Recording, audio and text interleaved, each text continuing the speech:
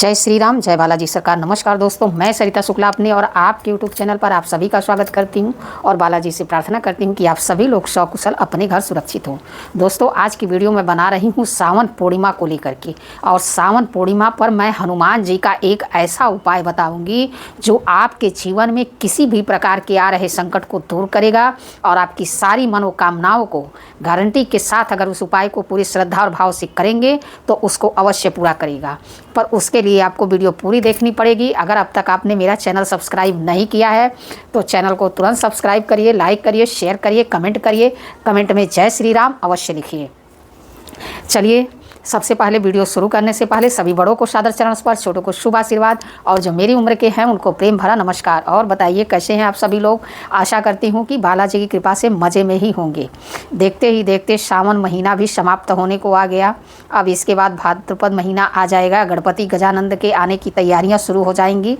लेकिन चलिए, फ़िलहाल आज हम बात करेंगे सावन पूर्णिमा को लेकर के। तो सबसे पहले मैं आप लोगों को बता देती हूँ कि सावन पूर्णिमा कब शुरू हो रही है, कब समाप्त हो रही है, रक्षाबंधन का शुभ मुहूर्त कौन सा है। तो देखिए, पूर्णिमा तिथि का आरंभ जो है 8 अगस्त 2025 दिन शुक्रवार को दिन में 1:40 से शुरू होगा, जो 9 अगस्त दिन शनिवार को दिन में 1:23 तक रहेगा। इस दिन श्रवण नक्षत्र जो होता है वह जो है 3:23 तक रहेगा, यानी कि शनिवार को। ठीक है, इस प्रकार पूर्णिमा तिथि 9 अगस्त दिन शनिवार 2025 को ही मनाई जाएगी, क्योंकि हमारे धर्म में उदया तिथि का लिया जाता है। तो उदया तिथि के अनुसार मतलब जो भी ये उपाय, मतलब जो भी मनाया जाता है त्यौहार, वो सूर्योदय के हिसाब से मनाया जाता है। तो मनाया जाएगा 9 अगस्त 2025 दिन शनिवार को। अब यहाँ पर मैं आप लोगों को एक बात बता देती हूँ। जैसे कि मैं जो हनुमान जी का उपाय बताऊँगी वह रात्रि में करना है, और रात्रि की पूर्णिमा आपको मिल रही है शुक्रवार की रात्रि में। तो आप अगर कर सकते हैं तो शुक्रवार की रात्रि को भी यह उपाय कर सकते हैं, और शनिवार की रात्रि को भी आप यह उपाय कर सकते हैं। आप अपने अकॉर्डिंग जो आपको सही लगे उस हिसाब से कर लीजिए। या तो शनिवार की सुबह आप इस उपाय को कर सकते हैं। शनिवार की सुबह अगर इस उपाय को करते हैं तो बहुत अच्छी बात है, क्योंकि उस दिन शनिवार का दिन भी रहेगा और पूर्णिमा भी रहेगी सुबह में। लेकिन सुबह में क्या है, रक्षाबंधन का टाइम होता है, सबके घर त्यौहार होता है, तो थोड़ा टाइम कम मिल पाता है। तो इसलिए आप यह उपाय जो है शनिवार की रात्रि में करिए या तो शुक्रवार की रात्रि में करिए। आपकी जो इच्छा हो उस हिसाब से आप कर सकते हैं। फल आपको उतना ही मिलेगा जितना दोनों दिन में, उसमें कोई अंतर नहीं आएगा।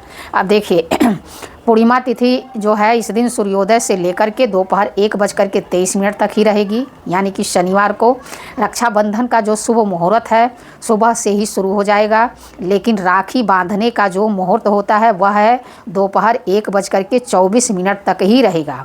उसके बाद जो है भाद्रपद मास की पड़वा तिथि लग जाएगी। तो राखी बांधने के लिए अगर कहा जाए तो सबसे बढ़िया है सावन पूर्णिमा तिथि। तो अगर हो सके तो दोपहर तक रक्षाबंधन बांध देना ही उचित रहेगा। तो इसलिए जो है उत्तम रहती है। विशेष मुहूर्त जो है, जैसे कि रक्षाबंधन का जो विशेष मुहूर्त है, एक मुहूर्त है सुबह 5:39 पर, और दूसरा मुहूर्त है दोपहर 1:23 तक। मतलब बांधने को आप सुबह 5:39 से लेकर के 1:24 के बीच में आप रक्षाबंधन मना सकते हैं। इस बार कोई प्रॉब्लम नहीं है, मतलब इस बार इसमें कोई कन्फ्यूजन नहीं है, कोई भी वो नहीं है। इस बार रक्षाबंधन जो है सुबह के वक्त ही मनाया जाएगा, इसमें कोई संशय नहीं है। अगर आपको कोई संशय हो, कोई समस्या हो, तो वैसे तो मैं आप लोगों को पंचांग देख के ही सब कुछ बताती हूँ, लेकिन फिर भी अगर आपको ऐसा लगता हो कि हो सकता है कि ऐसा कुछ हो, तो आप अपने पंडित पुरोहित से एक बार कंफर्म कर सकते हैं। अब एक चीज़ मैं और यहाँ आप लोगों को बताना चाहती हूँ कि बहुत सारे लोग ऐसा बता रहे हैं मंगल का साल है तो बहनें जो हैं लाल कलर का वस्त्र ना पहने, लाल चूड़ियाँ ना पहने, लाल बिंदी ना लगाएं। अरे भाई, औरतों की सुहाग की निशानियाँ होती हैं लाल सिंदूर, लाल बिंदी, लाल चूड़ी। तो इसमें कोई मतलब मेरे हिसाब से ऐसा पहन के अपने भाई को राखी बांधने से आपको कोई भी हानि नहीं होगी, ना ही आपके भाई को कोई हानि होगी। हाँ, बस सुबह एक बार हनुमान चालीसा का पाठ कर लीजिए और उसके बाद अपना धूमधाम से रक्षाबंधन मनाइए। हनुमान जी महाराज की कृपा आप पर दोनों हाथ से बनी रहेगी। कोई अमंगल, कोई भी ऐसा कार्य नहीं होगा जो आप नहीं चाहते हैं। तो इसलिए व्यर्थ की चीज़ों को अपने मन में नहीं पालिए। लाल सिंदूर, लाल बिंदी, लाल चूड़ा, लाल साड़ी, लाल टीका ये हम औरतों का मतलब सुहाग की निशानियां हैं, तो इसको हम अपने से अलग नहीं कर सकते। तो इस चीज़ में कोई मेरे हिसाब से जितनी भी बहनें हैं हमारी, वो इस चीज़ को समझ रही होंगी। और एक बात मैं आप सभी लोगों से सविनय हाथ जोड़ करके निवेदन करती हूँ, कृपया मुझे ज़्यादा से ज़्यादा लोग सपोर्ट करिए, मेरे चैनल को लाइक करिए, सब्सक्राइब करिए, शेयर करिए, कमेंट करिए, कमेंट में जय श्री राम करिए, ज़रूर लिखिए, मुझे भी सपोर्ट करिए ताकि मैं आगे आप लोगों को और अच्छी अच्छी वीडियो इस प्रकार की दे सकूं। देखिए, अब जैसा कि मैंने आप लोगों को इसके बारे में बता दिया, पूर्णिमा के बारे में कि मतलब कैसे रक्षाबंधन का क्या करना है। अब मैंने आप लोगों को कहा कि मैं एक हनुमान जी का, और देखिए पूर्णिमा के दिन चंद्रदेव की पूजा की जाती है, आप सभी लोग जानते हैं। तो हो सके तो चंद्रदेव को अर्घ अवश्य दीजिए। अब उत्तर भारत में सावन महीने का अंत जो होता है, मतलब इसका जो समापन होता है, मतलब हर जगह अलग अलग है। जैसे गुजरात और इधर जो होता है, यहाँ लोगों के अमावस्या को अंत होता है, और हमारे उत्तर भारत में पूर्णिमा से पूर्णिमा तक का लिया जाता है। तो हमारे यहाँ तो पूर्णिमा मतलब ये सावन का अंत हो जाएगा उत्तर भारत में, रक्षाबंधन के दिन ही, मतलब पूर्णिमा के दिन ही सावन समाप्त हो जाएगा।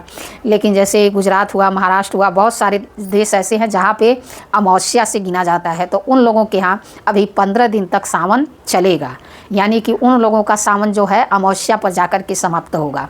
लेकिन हमारे यहाँ उत्तर भारत में 9 अगस्त को सावन पूर्णिमा के दिन सावन का अंत होता है। दरअसल भारत के इस हिस्से में पूर्णिमात कैलेंडर का पालन किया जाता है। इस कैलेंडर में महीने की शुरुआत पूर्णिमा के बाद होती है। इसकी वजह से ही पूर्णिमा तिथि का हिंदू धर्म में एक महत्वपूर्ण स्थान माना गया है। ठीक है, अब ये मैंने आप लोगों को पूर्णिमा के विषय में बता दिया। आगे मैं आप लोगों को पूर्णिमा में तो वैसे बहुत सारे उपाय आप लोगों को दे चुकी हूँ, लेकिन आज जैसा कि मैंने कहा बहुत बड़ी पूर्णिमा है, सावन की पूर्णिमा है। तो इस दिन जो है, और सबसे बड़ी बात शनिवार को पूर्णिमा है, तो सबसे पहले तो इस दिन भोलेनाथ को जो है काला तिल चढ़ा करके जल अवश्य, 1 लोटा, कुछ भी मत कर पाइए, लेकिन काला तिल ले लीजिए थोड़ा सा, और 1 लोटा जल अपने घर से लेकर के जाइए, भोलेनाथ को काला तिल चढ़ाइए, 1 लोटा जल चढ़ाइए, और अपनी मनोकामना उनसे अवश्य कहिए, और उनसे कहिए कि हे भोलेनाथ, अगले साल तक आप आइए तो मेरी वह मनोकामना पूरी करके ही आइएगा। हे प्रभु, मुझे आपका ही आसरा है। इस तरह से उनसे प्रार्थना कर लीजिए। सबसे पहले सुबह का काम आपको ये करना है। उसके बाद आपको क्या करना है, तुलसी के मतलब 27 पत्ते आपको लेने हैं। अगर पूर्णिमा के दिन तुलसी के पत्ते नहीं तोड़ने हैं तो एक दिन पहले ही तुलसी के पत्ते 27 जो है लेकर के रख लीजिए, क्योंकि जो हनुमान जी का उपाय आप करेंगे उसमें इन पत्तों की ज़रूरत आपको पड़ेगी। अब 27 तारीख मतलब आप 27 पत्ते तुलसी जी के तोड़ लेने हैं। रात्रि में 7 बजे के बाद यह उपाय आप 8, 9, 10, 11 इस बीच में कभी भी कर सकते हैं। आपको क्या करना है, हनुमान जी की प्रतिमा को जो है स्थापित करिए भगवान श्री राम के साथ। उनके सामने एक घी का दीपक जला करके रखिए, उनको पीला सिंदूर चढ़ाइए। ठीक है, उसके बाद वह 27 तुलसी के पत्तों की माला बना लीजिए। वह माला अपनी मनोकामना कहते हुए हनुमान जी को पहनाइए, और हनुमान जी को पहनाइए और उनसे प्रार्थना करिए कि हे हनुमान जी महाराज, मैं अपनी इस कामना हेतु यह उपाय कर रहा हूँ या कर रही हूँ, मेरी मनोकामना को पूर्ण करिए, मेरे आशा, मेरे विश्वास की लाज रखिए प्रभु। मुझे आपका ही सहारा है, दुनिया में और किसी का कोई सहारा नहीं है। मैं सब जगह से हार करके आपके शरण में आई हूँ, मेरी रक्षा करिए। इस प्रकार से हनुमान जी महाराज से प्रार्थना करिए। प्रार्थना करने के बाद 1 लोटा जल रखिए वहाँ पे। ठीक है, 1 लोटा जल रखिए, और उसके बाद आपको क्या करना है, जल में भी 1 तुलसी पत्र डाल दीजिए। और एक चीज़ का ध्यान रखिए कि तुलसी के पत्र पर, जैसे हर उपाय में मैं बताती हूँ कि तुलसी के पत्र पे ऑरेंज कलर के सिंदूर से राम लिखिए, चाहे टीका लगाइए, ऐसा कुछ इसमें नहीं करना है। सिर्फ तुलसी के पत्ते की माला बना करके 27 हनुमान जी को अपनी मनोकामना कहते हुए पहनानी है। ठीक है, इसके बाद आपको क्या करना है, इसके बाद आपको सुंदरकांड का सबसे पहले सीताराम का स्मरण करिए, गणपति गजानंद से प्रार्थना करिए, उनका 11 बार ओम गंगणपतये नमः, ओम गंगणपतये नमः, कम से कम 11 बार उनका हवन करिए। प्रथम पूज्य हैं, उनको भुलाना अनिवार्य है, क्योंकि कोई भी कार्य उनके आए बिना संपन्न नहीं हो सकता। हनुमान जी भी उनके मतलब अधीन है, इसलिए उनको जरूर स्मरण करिए। किसी भी उपाय को करिए, चाहे कोई भी छोटा से छोटा उपाय हो, चाहे कोई बड़ा से बड़ा उपाय हो। गणपति गजानंद का आह्वान अवश्य करिए, उनको अवश्य बुलाइए। कोई बताना भूल जाता हो तो कोई बात नहीं, इतना आप इतनी वीडियो देखने के बाद, इतने लोगों के बताने के बाद इतना तो आप लोगों को खुद समझ जाना चाहिए कि ये छोटी छोटी चीज़ें आपको याद रखनी चाहिए। तो गणपति गजानंद का हवन करिए, भगवान श्री राम के नाम का स्मरण करिए जितना हो सके। उसके बाद आपको क्या करना है, सुंदरकांड का पाठ करना है।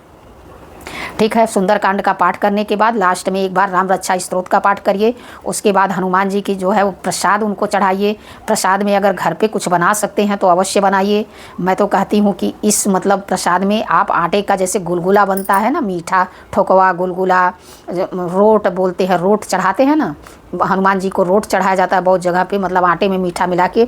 ऐसा कुछ प्रसाद अवश्य बना लीजिए, अगर बना सकते हैं 2-4 ही बना लीजिए चढ़ाने भर को, और उनको चढ़ाइए। उसके बाद प्रसाद चढ़ाने के बाद आपको क्या करना है, कपूर से और लौंग डाल के उनकी आरती करिए। फिर उनसे प्रार्थना कर लीजिए एक बार। अंत में जो है सभी परिवार के लोग उनसे हाथ जोड़ करके प्रार्थना करिए, और जिस भी कार्य के लिए आपने यह उपाय किया है वह कार्य पूरा होने के लिए भी उनसे प्रार्थना करिए। फिर सभी लोग, परिवार के जितने भी लोग हैं, मिलजुल करके प्रसाद को ग्रहण करिए।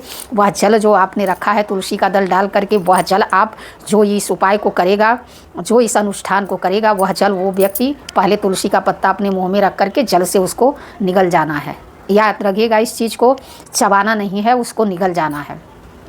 इस प्रकार से अपनी पूजा संपन्न करिए। मैं आपको गारंटी के साथ कहती हूँ कि जिस भी कार्य के लिए आप इस उपाय को करेंगे, आपका वह कार्य हनुमान जी की कृपा से, भोलेनाथ की कृपा से अवश्य ही पूरा होगा। और इस दिन एक कार्य और कर लीजिएगा, एक कटोरी में सरसों का तेल लेकर के यह कार्य आप शाम को कर लीजिएगा, क्योंकि इस दिन शनिवार है।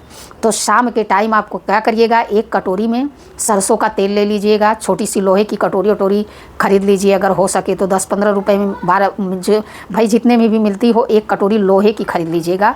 लोहे की ना मिले तो स्टील की ले लीजिएगा। उसमें सरसों का तेल भर लीजिएगा। उसमें जो है एक सिक्का डाल करके अपनी छाया देख करके ले जा करके पीपल के पेड़ के नीचे उसको शनि देव का स्मरण करते हुए ओम शम शनिश्चराय नमः अवश्य रखाइएगा। इस उपाय को आप कर लीजिएगा। उसके बाद आप देखिएगा थोड़े ही दिनों में, या उपाय करते ही आपको जो है थोड़े ही दिनों में इस उपाय का प्रभाव देखने को मिलेगा। अवश्य आपकी वह मनोकामना पूरी होगी जिस कामना के लिए आप यह उपाय करेंगे। और दूसरी बात, जो वह तुलसी की माला आप हनुमान जी को पहनाएंगे, वह तुलसी की माला आपको फेंकनी नहीं है। उसको आपको सुबह जब होगी तो उसको निकाल के रख लेंगे, और रोज़ 27 दिन तक लगातार आप क्या करेंगे, जब डेली आप पूजा कर लेंगे तो एक तुलसी का पत्ता जल के साथ ग्रहण करेंगे। मतलब डेली आपको यह कार्य करना है। एक तुलसी का पत्ता लेना है और जल लेना है, जल के साथ उस तुलसी के पत्ते को निगल जाना है। 27 दिन तक लगातार यह कार्य करिए। मैं तो कहती हूँ कि हो सकता है आपका कार्य तो 2-4 दिन में ही बन जाए, नहीं तो 27 दिन होते होते आपका वह कार्य अवश्य पूरा होगा। यह मैं आपको गारंटी के साथ कह सकती हूँ। देखिए, मैं कुछ बुरा करने के लिए आप लोगों को नहीं बताती हूँ, जो भी बताती हूँ ईश्वर की आराधना करने के लिए बताती हूँ। इसको अवश्य करिए और अपने जीवन को सुखमय बनाइए। ऐसी जानकारी के लिए हमसे जुड़िए। हमारे चैनल को लाइक, सब्सक्राइब, शेयर करिए। जय श्री राम, जय बालाजी सरकार।